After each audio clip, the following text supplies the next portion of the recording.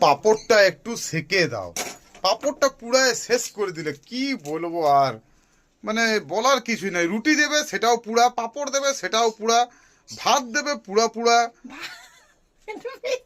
না দেখবে না তোমার হাঁড়িতে প্রায় দিনই ভাত পুড়েছে, পুরা পুরা গন্ধ করে। আজকে পড়েনি তো কি হয়েছে?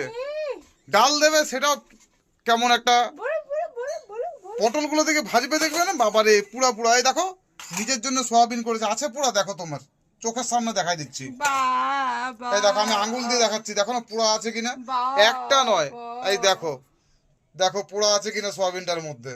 হ্যাঁ, রান্না করছে পুরাই পুরাই রান্না করছে, তারপরে বলবে কিনা এইটা খাও, এইটা খেলে সুস্থ থাকবে, ওটা খেলে অসুস্থ থাকবে, তারপরে এইটা হবে, তারপর ওটা হবে, ঘোড়ার ডিম হবে।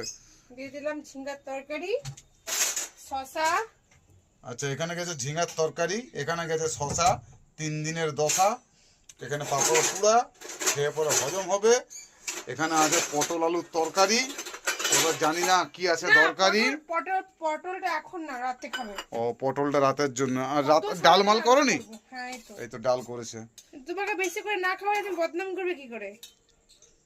ডালটা পড়েনি তো দেখি না। না ডাল ঠিক আছে। না তো তোমাকে গিয়ে এনে তুমি পুড়াই ফাড়াই দাও সব কিছু। তোমাকে বেশি করে খাওয়াবো, তবে তুমি আমার বদনাম করবে। দাও দাও দাও খাবার দাও বাবা, খিদা পেয়েছে, ছাড়ো ফেলকি ছাড়ো।